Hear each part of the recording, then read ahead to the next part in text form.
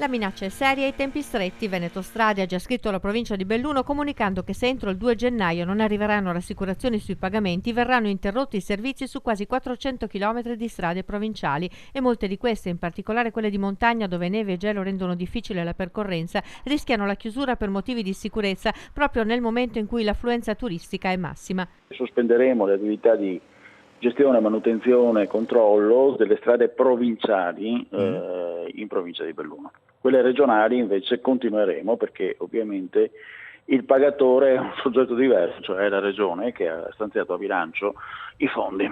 La questione è direttamente collegata al ridimensionamento delle province che si sono trovate con la competenza della gestione delle strade ma senza i fondi necessari a coprire le spese per pagare la società a cui è delegata questa manutenzione. La Regione ha fatto la sua parte ma ora è il governo che deve intervenire finanziando le province. Belluno poi godeva di fondi anche di altre province per l'onerosità della gestione anche invernale e per questo anche un debito pregresso. Ci sono dei pregressi, per quelli c'è una causa in corso, cioè noi abbiamo citato in tribunale civile ovviamente la provincia di Belluno che ha chiamato a sua volta governo e regione.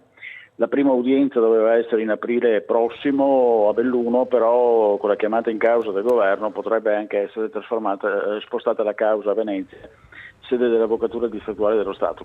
Ora, dopo l'ultimo incontro poco rassicurante dello scorso mercoledì, è arrivato l'ultimatum alla provincia di Belluno. La Presidente non è in grado di garantire oggi nessun fondo per il 2017. Noi ovviamente siamo una società, quindi non è che possiamo pensare di gestire le strade senza soldi, non esiste, perché andremo in fallimento. Quindi ho dovuto comunicare che se non ci sono alternative noi dal 2 gennaio sospendiamo il servizio. I tempi sono strettissimi, al 2 gennaio mancano meno di 2 settimane. A noi è sufficiente che entro il 30 dicembre la provincia di Belluno ci scriva una lettera dicendo nel 2017 troveremo il modo di pagare e allora noi andiamo sicuramente avanti con la manutenzione.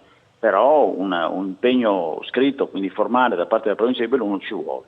Senza impegno formale noi creeremo un disavanzo, un debito che la società non può permettersi. La situazione rischia di aggravarsi perché anche le altre province venete sono in condizioni analoghe, anche se non così pesanti dal punto di vista dell'impegno finanziario. Di certo il governo dovrà intervenire.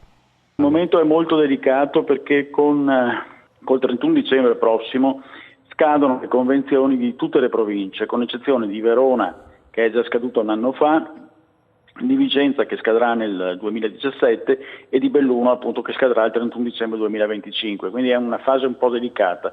Con le province di Treviso e di Padova stiamo trattando se faremo una convenzione aggiuntiva per il 2017 per le provinciali presenti appunto a Treviso e a Padova, e entro la prossima settimana dovremo definire.